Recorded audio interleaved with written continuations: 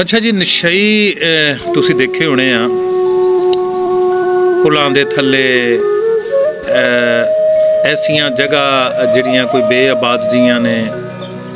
ਬਲਕਿ ਅੱਜ ਕੱਲ੍ਹ ਦੇ ਨਸ਼ਈ ਤੇ ਇੰਨੇ ਦਲੇਰ ਨੇ, ਜਿਹੜੀਆਂ ਮੇਨ ਸੜਕਾਂ ਹੁੰਦੀਆਂ ਨੇ ਨਾ, ਖਾਸ ਕਰ ਸ਼ਹਿਰਾਂ ਦੀਆਂ, ਬਿਲਕੁਲ ਇੰਜ ਦਰਮਿਆਨ ਦੇ ਵਿੱਚ ਉਹ ਜਿਹੜੀ ਗ੍ਰੀਨ ਬੈਲਟ ਹੁੰਦੀ ਹੈ ਨਾ, ਉੱਥੇ ਉਹ ਡੇਰਾ ਲਾ ਕੇ ਪਏ ਹੁੰਦੇ ਨੇ ਤੇ ਉੱਥੇ ਉਹ ਆਪਣਾ ਸਾਰਾ ਕੰਮ ਕਰ ਰਹੇ ਹੁੰਦੇ ਨੇ। ਕੰਮ ਉਹਨਾਂ ਦਾ ਕੀ ਹੁੰਦਾ, ਟੀਕੇ ਸ਼ੀਕੇ ਇੱਕ ਦੂਜੇ ਨੂੰ ਲਾਉਣੇ ਹੁੰਦੇ ਨੇ।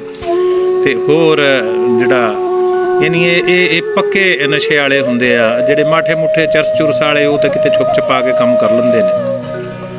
ਤੇ ਇੱਕ ਨਸ਼ਈ ਬਿਲ ਆਖਰ ਤੰਗ ਆ ਕੇ ਆਪਣੇ ਨਸ਼ੇ ਤੋਂ ਬਦਦੁਆ ਦੇ ਰਿਹਾ, ਤੇ ਮੈਂ ਉਹਨੂੰ ਨਜ਼ਮ ਦਾ ਰੂਪ ਦਿੱਤਾ।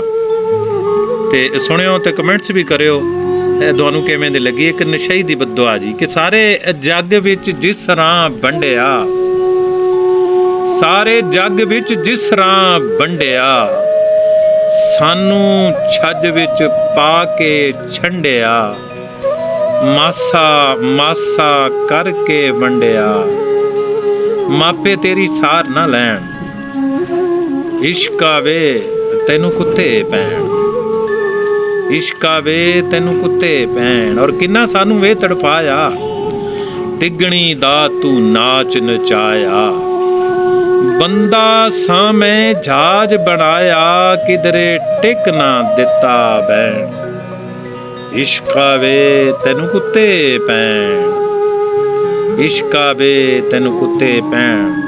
ਔਰ ਨੱਕ ਦੇ ਨਾਲ ਕਢਾਈਆਂ ਲੀਕਾਂ, ਰੋਏ ਪਿੱਟੇ ਮਾਰੀਆਂ ਚੀਕਾਂ, ਆਪਣਾ ਪਿੰਜਰ ਕਿੰਜ ਧਰੀਕਾਂ, ਦਿਲ ਦਾ ਕੋਠਾ ਲੱਗਾ ਢਹਿਣ, ਇਸ਼ਕਾ ਵੇ ਤੈਨੂੰ ਕੁੱਤੇ ਪੈਣ।